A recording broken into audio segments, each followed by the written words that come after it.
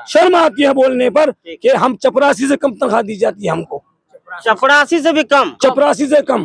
अब बताइए कि हमारे सरकार, बिहार सरकार में हाफिज को चपरासी से कम गिनाया जाता है। ये हमारे लिए तजलील का सबब है, ये नीचे दिखाने का कारण बना हुआ है। ये इसको हम लोग कभी भी बर्दाश्त नहीं करेंगे। नीतीश कुमार से हम मुतालबा करते हैं कि जल्द से जल्द सबसे पहले हाफिज का स्केल को मौलवी के मुसावी करें। जी, अभी अब तो हमको भी ऐसा लग रहा है कि ये 15 लाख वाली कहानी हो रही है कि 15-15 लाख रुपए खाते में आएगा। संकल्प नंबर 162 में जब आप इसका जिक्र कर चुके हैं, देना चाहते हैं और बोल रहे हैं कि हम दे रहे हैं, तो देते क्यों नहीं? देकर के मामला क्यों नहीं साफ कर देते? ये सरकार कहती है कि ये मदारिस असातिज़ा डर जाएंगे, हम तो हद से गुजर जाएंगे। जब तक हम लोगों की मांग पूरी नहीं होगी, हम लोग इंशाल्लाह यहीं रहेंगे, चाहे जान क्यों न चली जाए। क्या माननीय मुख्यमंत्री श्री नीतीश कुमार जी हर सभा में बोलते हैं कि हमने मदरसा के शिक्षक को स्कूल के बराबर हम तनख्वाह देते हैं, सारी चीज़ें उनको देते हैं, लेकिन हम लोगों को अफसोस की बात है कि आज तक जो है न महंगाई भत्ता मिल रहा है, इंक्रीमेंट नहीं मिल रहा है, हाउस रेंट नहीं मिल रहा है, मेडिकल नहीं मिल रहा। क्या हम लोग मदरसा के शिक्षक बीमार नहीं पड़ते जब हम लोगों को मेडिकल से महरूम रखा जा रहा है? नमस्कार दोस्तों, मैं राजकुमार और आप देख रहे हैं द वतन। इस वक्त हम गर्दनी बाग के धरना स्थल पे मौजूद हैं और हमारे साथ बहुत सारे मुस्लिम भाई जो हैं नीचे बैठे हुए धरना डाले हुए हैं। वहाँ पे पोस्टर पे साफ साफ लिखा है, हम आपको पोस्टर लगा देंगे, दिखा देंगे। अनिश्चितकालीन धरना मदरसा वाले ये लोग हैं, इनसे बात करेंगे क्या इन लोगों का मामला है, क्यों बैठे हुए हैं। अस्सलाम वालेकुम भाईजान। वालेकुम अस्सलाम। क्या नाम हुआ सर आपका? मेरा नाम मोहम्मद आकिब हुआ। मांग क्या है आप लोगों का? हम लोगों का जो मांग है 5 सूत्री मांग है हम लोगों का। हम लोगों का जो मांग है, हम अक़लियती इदारा हम लोगों को दिया जाए और इसके साथ साथ जो है हम लोग को इंक्रीमेंट दिया जाए, मेडिकल भत्ता दिया जाए, हाउस रेंट दिया जाए, जो स्कूलों के मुताबिक होना चाहिए। हम लोगों को लेटर नंबर 162 के तहत जो है हम लोग को ये चीज़ मिलना चाहिए, लेकिन ये चीज़ जो हम लोगों को जो है अभी तक जो है नहीं मिल पाया है और उसी के लिए जो हम लोग जो है लड़ाई हम लोग कायम धरना पे बैठे हुए हैं। आज हमारा धरना का 7वां दिन है हमारा, ठीक है। और हमारे यहाँ से जो है भूख हड़ताल पे भी जो है लोग बैठे हुए हैं। आज से जो है स्टार्ट है हम लोग। जब तक कितने लोग भूख हड़ताल पे बैठे हुए हैं? लगभग 10 आदमी जो है भूख हड़ताल पे बैठे हुए हैं और जब तक हमारे मुतालबात जो है पूरे नहीं होते हैं तब तक जो है हमारा जो है ऐसा धरना जो है अनिश्चितकालीन जो है जारी रहेगा हमारा। क्या नाम है सर आपका? सैयद अली। क्या कहिएगा, कितना दिन बैठिएगा ऐसे अनिश्चितकाल, यानी जब तक हमारा मांग पूरा नहीं तब तक बैठे रहेंगे, जब तक मांग पूरा नहीं होगा तब तक बैठे रहेंगे। आज से लोग भूख हड़ताल बैठे हुए हैं। तो यहाँ पे बैठे ही रहेंगे कि कहीं लिखित दिए भी हैं? लिखित दिया गया है, मेमोरेंडम दिया गया है विभाग को। तो उधर से क्या हुआ कार्रवाई? तब देख नहीं रहे कहाँ कुछ कार्रवाई हो रहा है।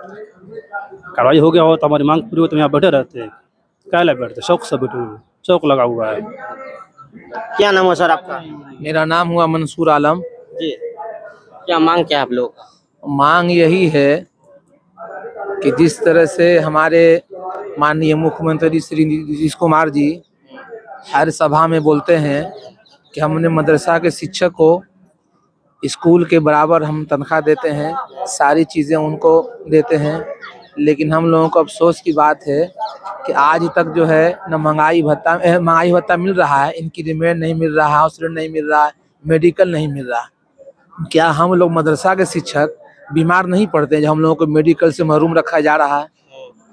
बस यही सब मांगों को लेकर हम लोग यहाँ गर्दनी बाग में इस कड़ी धूप में बारिश में हम लोग यहाँ बैठे हुए हैं। और जब तक हम लोगों की मांग पूरी नहीं होगी, हम लोग इंशाल्लाह यहीं रहेंगे, चाहे जान क्यों न चली जाए। क्या नाम है सर आपका? मोहम्मद असरार आलम। तो कितने लोग आप हैं जो यहाँ धरना स्थल पे बैठे हुए हैं? यहाँ पे तकरीबन अभी तो जो हमारे साथ 1500 के करीब है, और अगर हुकूमत बात नहीं सुनती है तो ये जो और असातिज़ा मदरसे में खिदमत अंजाम दे रहे हैं उनको भी आवाज़ दी जाएगी और वो लोग भी आकर भूख हड़ताल पे तमाम लोग बैठेंगे।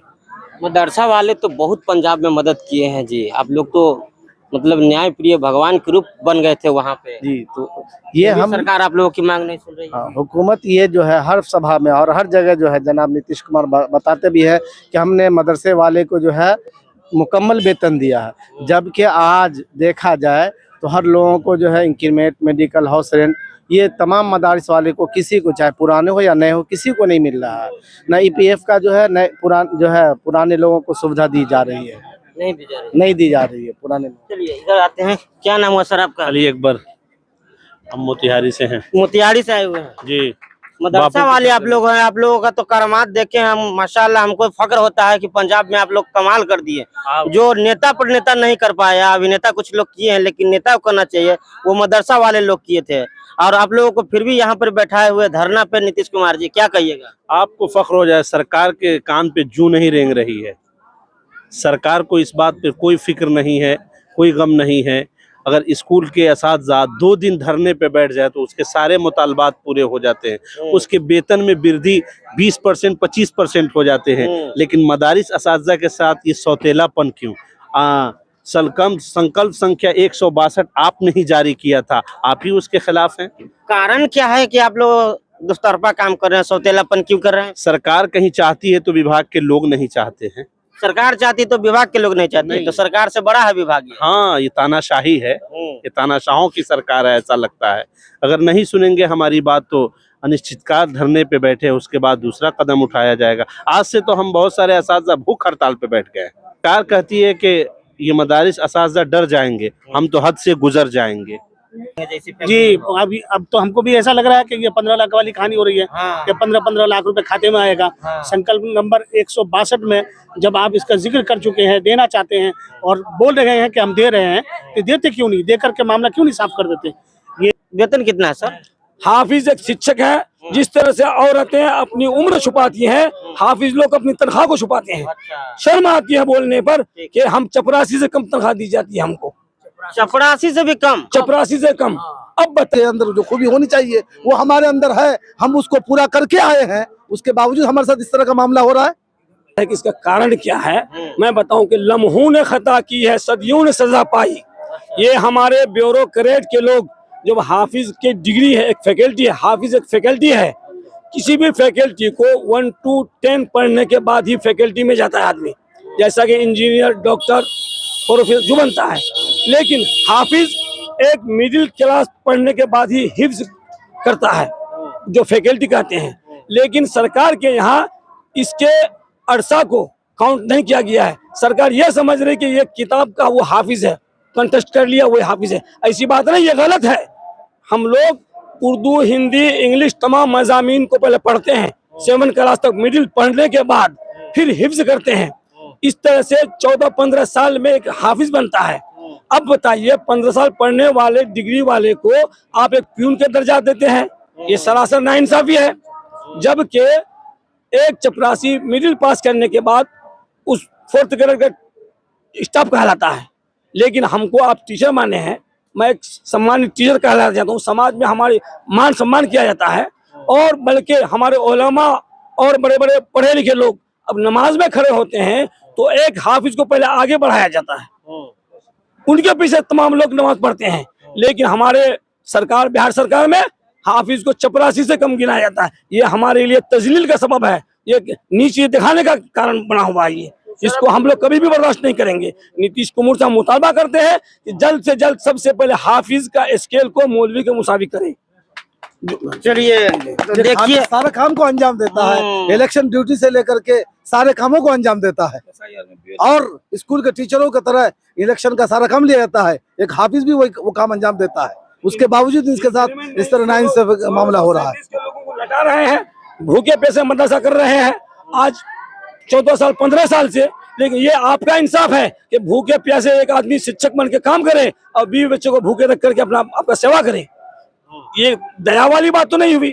अब बताइए, हर विभाग में एक प्राइवेट इंक्रीमेंट है जिससे वेतन वृद्धि होती है, लेकिन हमारे मदरसे में वेतन बढ़ने का कोई रास्ता ही नहीं है। जो वेतन बढ़ने का जो रास्ता था उसको भी आपने बंद कर दिया, तो ये एक जुल्म ही है, हमारे लिए इंसाफ की बात नहीं है। तो बताइए, हम कैसे बच्चों को सही ढंग से पढ़ा सकते हैं? आप सीधी उंगली से मदरसे को तरक्की देने के बजाय मदरसे को कगार की तरफ धकेल रहे हैं, इससे यही जाहिर होता है। तो देखिए, मदरसा वाले ये लोग हैं, शिक्षक हैं, और इन लोगों को कहा जा रहा है कि चपरासी से भी कम वेतन मिलता है। ये लोग पढ़ लिख के जाते हैं, फिर भी इनको चपरासी से भी कम वेतन दिया जा रहा है। और नेता कुछ लोग होते हैं जो अनपढ़ होते हैं, फिर भी बहुत ज्यादा मजा मारते हैं। तो देखिए